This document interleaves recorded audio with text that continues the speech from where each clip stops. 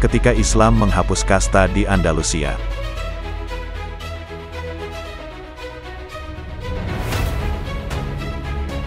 Dampak dari pembebasan di Andalusia adalah terjadinya pernikahan bangsa atau umat pendatang dengan penduduk setempat.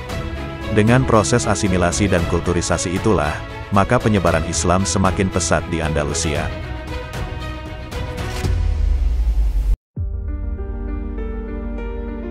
Dari sana lahir generasi baru, yang merupakan anak-anak keturunan penduduk asli Andalusia yang masuk Islam dengan orang-orang Arab dan Barbar, di mana ibunya berasal dari Andalusia. Melalui pernikahan ini, sekat antara bangsa atau umat pendatang dan penduduk asli tidak ada lagi. Terlebih setelah wilayah ini menjadi wilayah Islam, di mana akidah Islamlah yang menjadi satu-satunya ikatan yang mengikat mereka. Islam tidak hanya menghilangkan sekat ini, tetapi juga sekat lain yang selama ini mengakar dalam kehidupan bangsa Spanyol ketika masih di bawah rezim apartheid.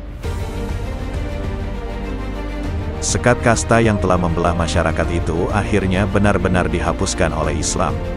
Sampai-sampai penguasa dan rakyat jelata duduk dan berdiri sederajat di hadapan mahkamah saat mereka berperkara. Kaum Muslim juga bekerja untuk mewujudkan kebebasan beragama kepada rakyat.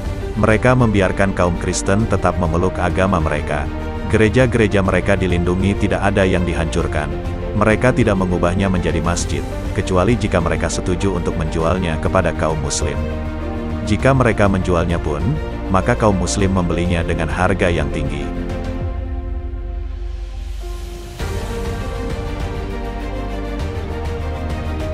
Tetapi jika mereka tidak mau menjualnya, kaum Muslim pun membiarkannya tetap menjadi milik mereka.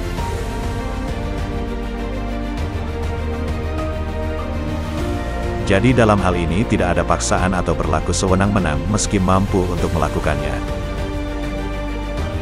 Tetapi di sini kembali ke ajaran Islam itu sendiri, yaitu Islam melarang memaksakan kehendak dalam beragama dan dilarang pula merusak tempat peribadatan agama lain.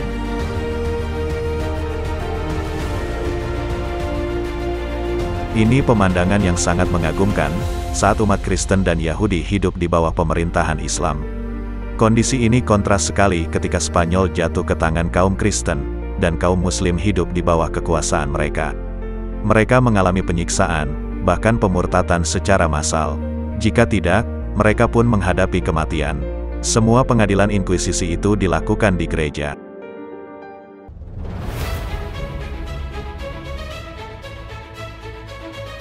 Tak hanya peradaban atau hadoroh dalam bentuk pemikiran yang tinggi, umat Islam juga mewariskan peradaban dalam materi atau madaniyah, berupa bangunan fisik.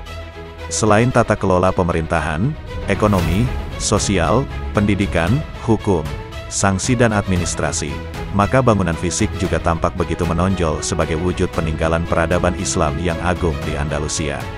Sebut saja, Jembatan Cordoba. Jembatan ini merupakan peninggalan fisik, dan merupakan jembatan paling menakjubkan di Eropa kala itu. Selain jembatan, kaum Muslim juga mendirikan gedung-gedung persenjataan di daerah Arsenal, serta memproduksi kapal-kapal laut. Pasukan kaum Muslim semakin kuat, dan besar di kawasan tersebut. Dengan ketinggian peradabannya, maka bangsa Spanyol pun mengikuti kaum Muslim. Hampir seluruh gaya hidup kaum Muslim mereka ikuti. Bahasa Arab mereka pelajari dan kuasai dengan mendalam. Kaum Kristen dan Yahudi pun bangga mengajarkan bahasa Arab, bahasa negara adidaya saat itu. Bahasa Arab ini diajarkan di sekolah-sekolah mereka. Setelah Spanyol takluk di bawah kekuasaan kaum Muslim, maka Cordoba dijadikan sebagai ibu kota provinsi, menggantikan Toledo yang lebih dekat ke Perancis dan Sakra. Cordoba akhirnya benar-benar menjadi mercusuar. Dari sanalah ulama-ulama hebat pun lahir, seperti Al-Qurtubi, ahli tafsir, dan lain-lain.